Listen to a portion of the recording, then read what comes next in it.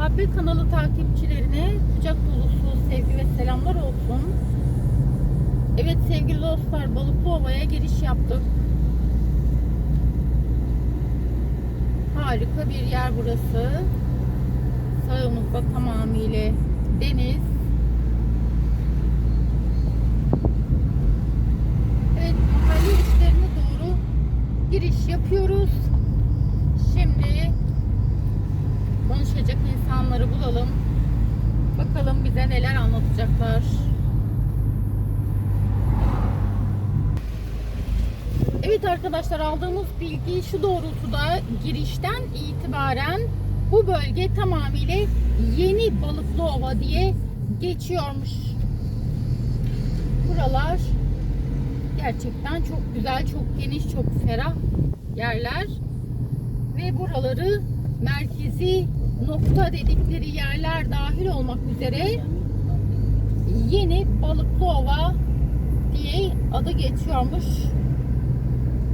Evet, bu sağ koldaki sitelerde 2 yıl önce yapılıyordu. Biz geldiğimizde henüz kimisine yerleşilmiş, kimisine yerleşilmemiş.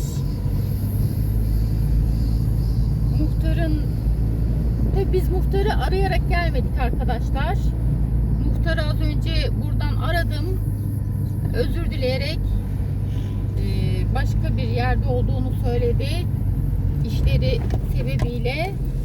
Bak, haberim olsaydı sizi beklerdim dedi. Haklı. Haberi yoktu. Evet, bu yol üzerinde ilerliyoruz. Yeni Balıklıova'da henüz geziyoruz. Fakat görüntü, manzara, ortam çok güzel. Yeşil tamamıyla hakim. Bahçeli evler çok.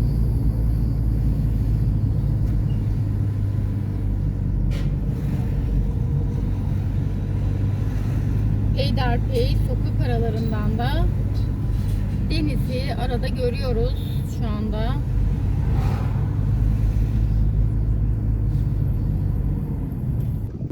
Evet arkadaşlar, şu an Balıklıova'nın limanındayız.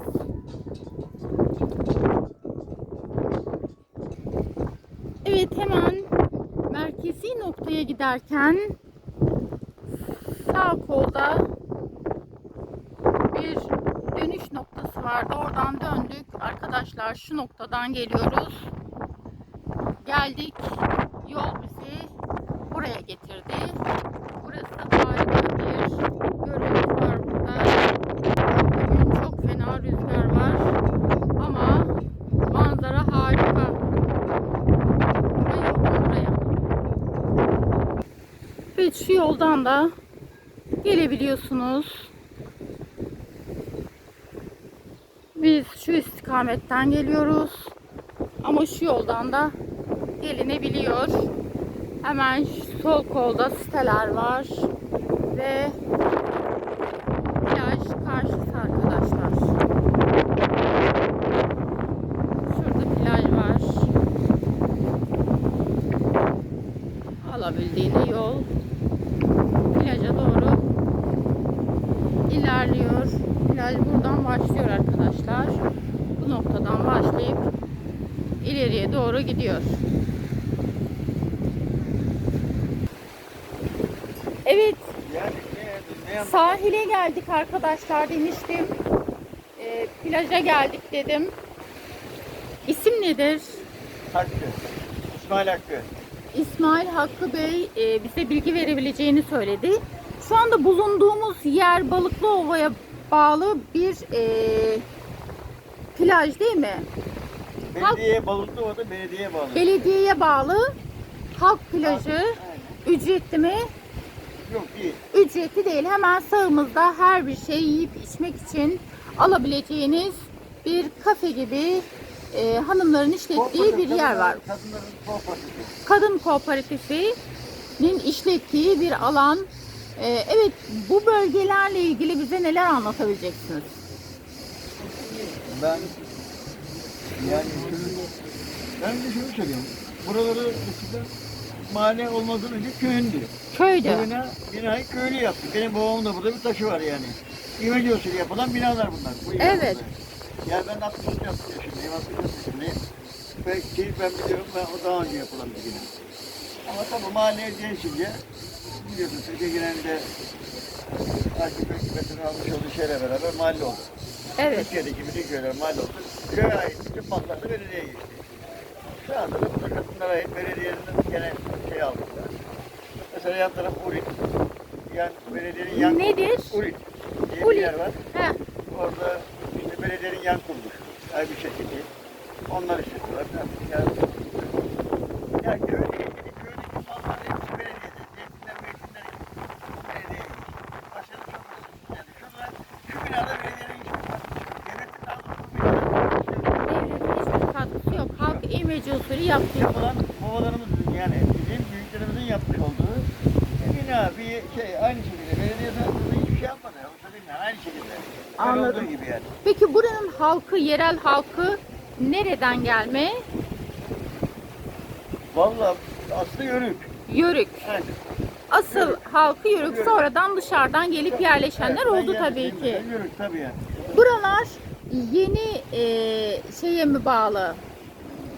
Balıklıova'ya mı bağlı? Hayır Balıklıova'yı Urla'ya bağlıyız. Şimdi Urla şöyle kazamız yani belediye kazamız. yeni Balıklıova, eski Balıklıova Yok, öyle bir deniliyor şey ya. yok, öyle bir şey yok. Kimi diyordu? söyle söylüyor. Söylüyorlar. Tabii dışarıdan gelenler yukarıda Eskiköy var. Heh, Eskiköy'de ben mesela orada da oralar yaşadık. eski Yani köyün. oradan buraya geldik yani. Anladım. Hani o Balıklıova eskiden oradaydı. Heh. Ama sonradan işte orada Eski biraz... yerleşim yeri, yeni yerleşim yeri olarak Ama Balıklıova adlandırılıyor. tek bir Balıklıova yani. Tek bir Balıklıova. Peki neden oradan buraya geldiniz? Oradan buraya gelmiş şey o dönem ben çocuktum.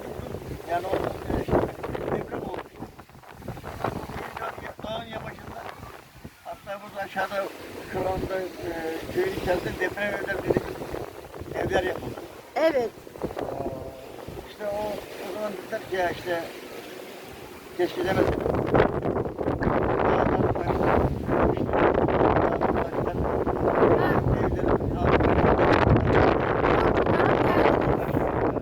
Orası devlete kaldı, hazineye ait. Orası- Koruma altında şu anda.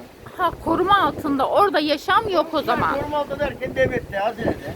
Hiç kimse bir şey yapamıyor, edemiyor. Yani müsaade etmiyor. Orada yaşam yok o zaman. Yok. Bir hane var orada, iki hane var orada yaşayan. Onlar da kimse yok. Onlar zaten aşağı göçmüyor. Buraya gelmiyor. Yani, İskele ediyor buraya, bilmeyen. Evet. Hane, kişiler. Yani, İki aile var sadece. Peki buraya otobüs geliyor mu? Evet. Hani aracı olmayan nasıl gelebilir buraya? belediye otobüsler Nereden? Fahrettin Altay'dan kalkıyor. Fahrettin Altay'dan direkt buraya geliyor değil mi? Bir de direkt buraya geliyor. Bir de Urla'dan direkt Karaburun'a var. Urla'dan. Karaburun'a var. O da buradan mı geçiyor? O da burada geçiyor aynı. Burası Yarımada'nın Yarımada'nın orta noktasıyız. Yani hiçbir yere Karaburun, Küçükbahçe, işte Çeşme, Ildırı eğer buradan gitmek istiyorsan buraya ayak basmadan gitme şansın yok. Her yeri Burada kaç da- kilometre bütün yolda- mesafede hepsine? Burada gelir mi? Burası yani işte Bir konak burası ben ne almıştım yani otobüsü yaptım. Bir konak zamanında arkadan kalktım. Darbe gittim. evet, Maksim. 70 kilometre konak. konak merkeze. Çeşmeye falan nasıl? Merkezi nokta olduğu için diyorum. Buradan da Çeşme, Ildırı buradan 17 kilometre. Ilıca, Alaçatı buradan 24 kilometre. Çeşme Çok bu takibini söylüyorum. Yani 35 kilometre Evet. falan burada yani. Karaburun'da buradan işte 40 kilometre falan yani. 40 kilometre birçok yere yakın, yani tam merkezi nokta diyoruz. Geriye. Evet. Peki buranın Balıklıova'da daimi yaşayan insanlar için sağlık ocağı ve okul var mı? Sağlık ocağı var. Her gün Doktor geliyor. Haftada bir geliyor. Haftada bir gün geliyor. Ha. Okul, Okul, burada ortaokul var. Yani ilkokul, ortaokul var. 4 var. 3. 4 yok. ondan sonra buraya. Oraya gidiliyor. Peki çok teşekkür ederiz verdiğiniz bilgiler İki bir için. de enginar en başta. Heh, enginar doğru Urla'ya. Olmaz ama burada da değil. Esas enginar bu yarımada da burada. Evet, burada. Artı balıkçılık yani balık olayı. Evet. Zaten oradan geliyor balık oraya. Balık artı enginar. Olmazsa olmaz buraya. Eskiden Nergiz vardı. Artık o tükendi yani kalmadı. Nergis bitti. Yani festival oluyor. Nergiz festivali. Dışarıdan geliyor. Nergiz dışarıdan. Hadi ya. Yani Adı kaldı yani. Kendi gitti, adı kaldı. Tarım merkezdi yani. He. Bütün tarlaların merkezi. Şu anda enginar, o tarlaların hepsi enginar oldu. Başı başına enginar. Yarımada'yı besleyen enginar bu. En şeyi burası. Enginar ve Bir de balık. Iğdır'ı. Ha, evet. Balıktan oldu. Evet. Peki çok çok teşekkür Rica ederiz. ederim. Hayırlı günler diliyoruz.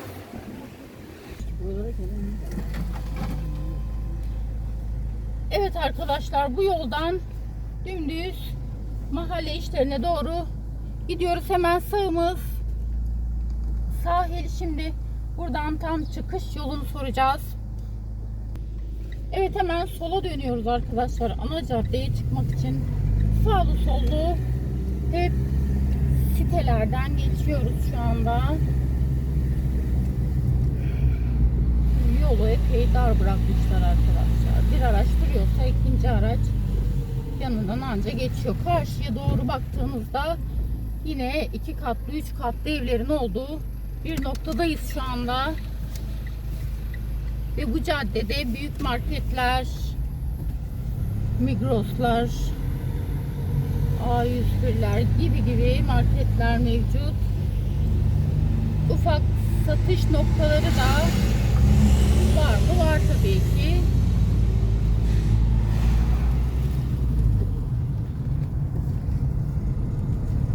Fırını var. Evet. Burası beyefendinin dediği gibi geçiş noktası da olmasından kaynaklı bu cadde çok işlek olmalı. Eczanesi de var. Yeme içme yerleri oldukça fazla. Ve burada pansiyonlar çok. Çok sık pansiyonlara rastlıyoruz. Çorbacılar, balık restoranları, tabii balık restoranı da buranın olmazsa olmazlarından.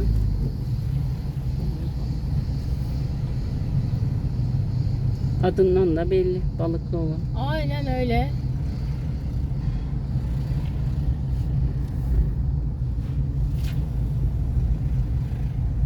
Evet, pansiyonların ve yeme içme yerlerinin en yoğun olduğu merkez nokta dedikleri yer işte burası arkadaşlar. Sağlı sollu mütemadiyen pansiyonların olduğu yerden geçiyoruz. Hakikaten çok kalabalık burası.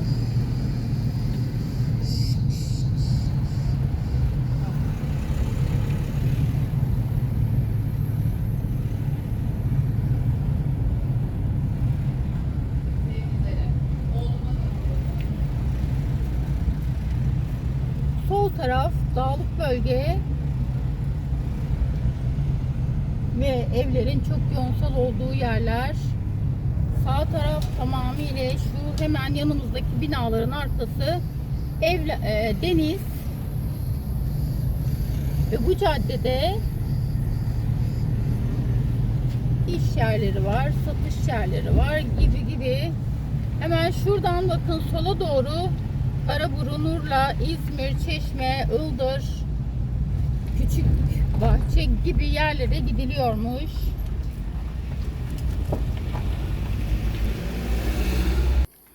Evet arkadaşlar, bu yol tamamıyla Karaburun yoluymuş. Az önce bir vatandaştan öğrendim. Ancak eski yolu. Burası Karaburun'a giden eski yolmuş.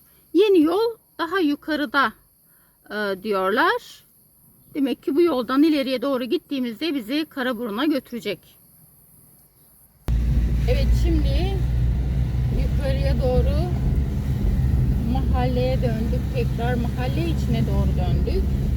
Sahilden biraz uzaklaşmış olduk. Buraları da görelim istiyoruz. Evet, yolları çok dar. Onu da belirteyim. Oldukça dar bir yolu mevcut.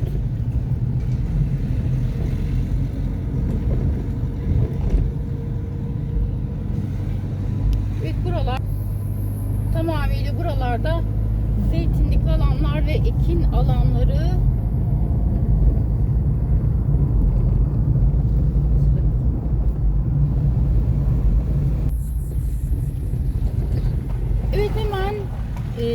zeytinlik alanı geçince köprüyü geçiyoruz. Köprünün karşısındaki yola giriyoruz. Buralar zannediyorum ki çok tenha. Hava da çok sıcak. Evet, çok sıcak. Birisini bulabilir miyim diye bakıyorum.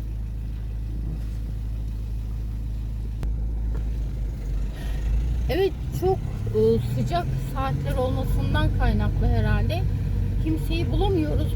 Burası hakkında bilgi almak istiyorum.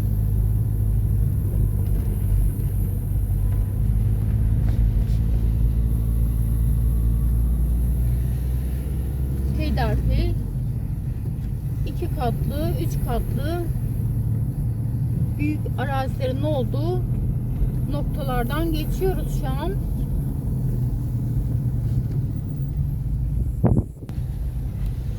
Evet, bir vatandaştan bilgiyi aldık arkadaşlar. Buralar ekim yerleri. Enginar falan ekiyorlarmış şimdi. Yazında. Pardon, enginar zamanı enginar ekiliyor. Yani her dönem kendine göre bir ekim süreci yaşanıyormuş. Şimdi buradan arkadaşlar sola döndüğümüzde yol bize eski evlerin olduğu Urla'nın işte beyefendinin daha önce konuştuğumuz beyefendinin anlattığı gibi ilk yerleşim yerlerinin olduğu. Evet arkadaşlar, o eski evlerin olduğu noktaya buradan değilmiş.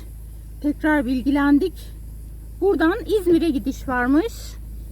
Şimdi o karşıdaymış. Eski evlerin, terk edilen evlerin olduğu nokta daha karşıda, ilerideymiş.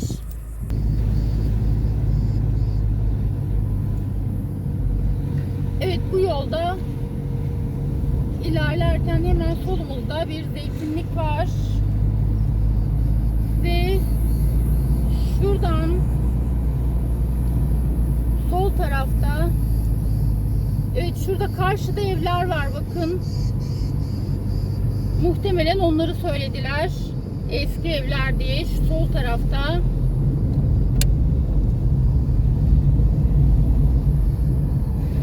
Eski Balıklıova'nın eski yerleşim yeri imiş oralar. Orada çok az evler vardı.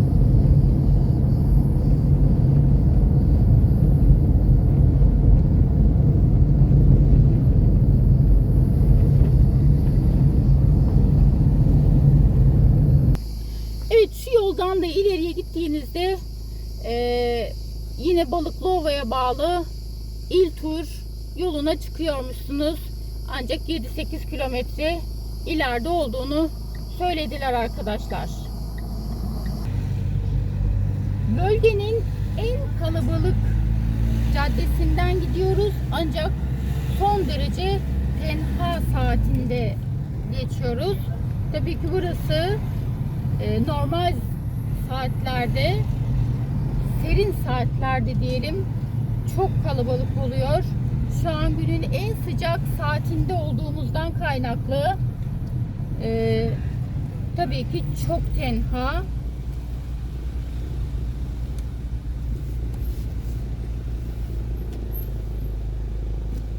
Evet, ana caddesi bu arkadaşlar. Çok hoş bir ortam var burada. Evet. Şöyle bir köprüsü var. Ve köprü denize bağlanıyor. Harika. Şurada bir tekne bağlı. Karşısı deniz. Görüntü muhteşem.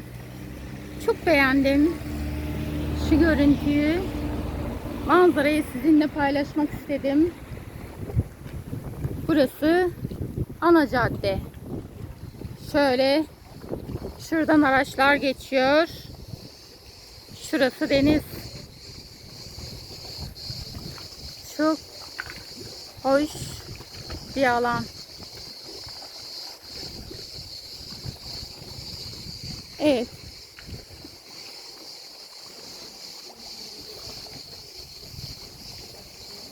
Ve şu istikamete doğru yine ilerliyoruz. Bu cadde üzerinde restoranlar, alışveriş mağazaları, marketler, manavlar, her şey burada arkadaşlar. Bu cadde üzerinde. Çok daha ileriye doğru gidiyor. Pansiyonlar da burada. Kasap. Her şey bu yol üzerinde. Yola girdiğinizde sağlı sollu her şeyi burada bulmanız mümkün. Şu anda günün en sıcak saatleri. O yüzden çok aşırı kalabalık değil tabii ki.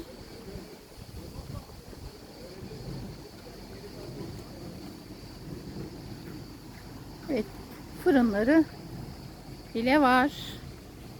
İleriye doğru gidiyorsunuz arkadaşlar.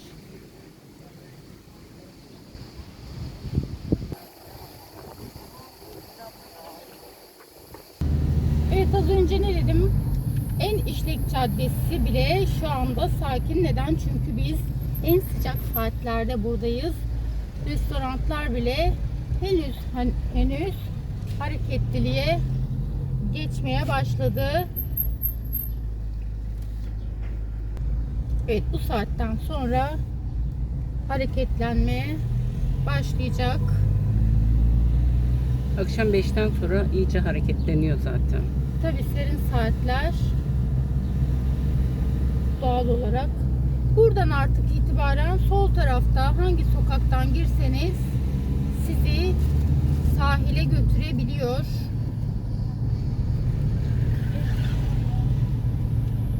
Artık peyderpey marketlerin olduğu noktalardayız. Çarşının en işlek noktalarını geçtik. Buralarda da büyük marketlerle karşılaşıyoruz tabii ki. Sağ tarafa doğru, yukarıya doğru çıktığınızda yine evler var, yaşam alanları. Ama siteler genel olarak sol tarafta arkadaşlar. Gelip görülmesi gereken yerlerden Aynen, birisi de Balıklıova. Çok güzel, çok ferah alanlar var. Sol tarafında şu an zeytinlik alanlardan geçiyoruz. Hakikaten çok keyifli bir nokta. Ve aynı zamanda ekimlerin yapıldığı arazilerden de geçiyoruz. Tabii ki Balıklıova'nın tamamını gezmek mümkün değil. Mutlaka çok geniş alana oturtulmuş bir nokta. Balıklıova'nın az önce göstermiştim bir cadde üzerinde ileriye doğru gittiğinizde 7-8 kilometre ileriye gittiğinizde yine Balıklıova'nın sınırları içerisinde olan yerler vardı. Vatandaştan aldığımız bilgiler doğrultusunda tabii ki bu bilgileri de veriyoruz. Kimi vatandaş ben bilgiyi veririm ama çekim yapılmasını istemiyorum dediği için çekim yapamıyoruz. Sadece onlardan aldığımız bilgileri sizlere aktarıyoruz.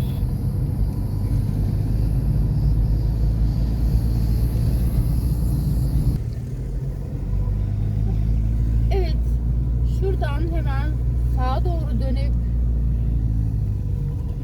ilerlediğinizde sola doğru da evlere doğru gidiyor.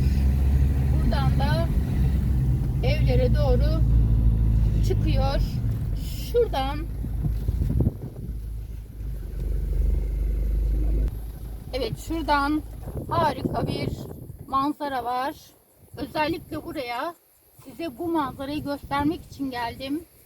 Çünkü mahalle içi en nihayetinde tek katlı, iki katlı evleri göreceğiz. Ama manzara muhteşem. Buradan oturup bir kahve, bir çay içtiğinizi hesap edin. Ne kadar güzel bir manzara. Manzarayı tek başımıza izlemeyelim. Birlikte seyredelim istedim. Umuyorum ki çok beğendiniz. Evet, vatandaş bahçesinde çalışma yapıyor. Traktörü şurada ve ekim alanlarındayız şu anda. Dediğim gibi peyderpey evler var. Peyderpey ekim alanları var. Alabildiğine yeşili görmeniz mümkün. Şurada Burada da siteler var. evet, hemen sağ kolda siteler var. Biraz önce söylemiştim. O siteler 2 sene önce biz burayı ilk çektiğimizde henüz inşaat halindeydi. Şu anda bitmiş. İnsanlar yerleşmiş evlerine. Ama hemen karşı tarafta tamamıyla yeşilin hakim olduğu bir bölge. Gerçekten büsbütün dinlenebileceğiniz bir nokta. Rüzgarda ağacın hışırtısını sadece duyduğunuz bir nokta. Keyifli bir alan. Tabii ki gelip burayı yerinde görmek ayrı bir keyfiyat. Gerçekten çok keyifli. Biz keyif aldık burayı gezmekten.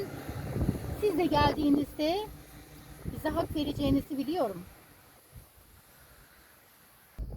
Evet arkadaşlar, biz az önce şu bölgeye gittik. Oradan ben size manzarayı gösterdim. Şu noktadan da çok keyifli manzaralar mevcut. Hakikaten harika ortamlar var.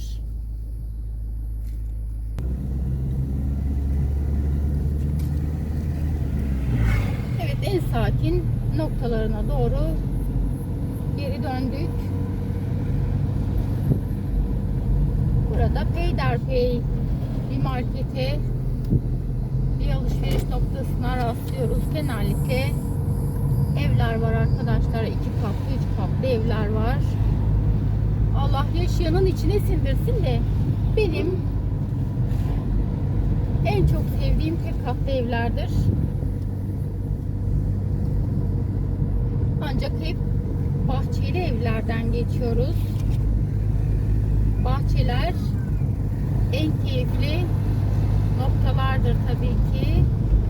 Ve yoğunsal evlerin olduğu yerleri geçtik. Hemen sağımızda yine evler var. Restoranlar var. Ancak solumuzda deniz var arkadaşlar. Solumuz tamamıyla deniz. Çok harika bir yer. Evet, sağımızda yine siteler var. Bir site var. Siteler demeyeyim de bir tane site var sağımızda hemen. Evet, Evet. sağımızda Bence Balıklıova'ya herkes gelip görmeli. Çok güzel bir yer. gerçekten sağ taraf tamamıyla dağlık bir alan şu anda. Sol tarafımız denizin görüntüsünü nasıl tarif edeyim bilmiyorum. Şu görüntü, şu manzara muhteşem. Çok güzel. Yani güzelden öte güzel, o kadar. Keşke size tam anlamıyla gösterebilseydim. Bizler bu gezimizden çok zevk aldık. İnşallah sizler de izlerken zevk alırsınız. Çok güzel bir yer. Size denizi biraz gösterebilir miyim bilmiyorum. Onu deneyeceğim. Rüzgar çok fazla. Evet, rüzgar çok fazla. O yüzden çok yakinen çekemiyorum. Geldiğinizde zaten göreceksiniz. Hakikaten görüntü çok güzel. Bulunduğum noktadan rüzgarı daha az aldığı için çekebilir miyim? Büyüterek çekmeye çalışacağım. Denizin o güzelliğini görün istiyorum. Umuyorum ki yansıtabildim.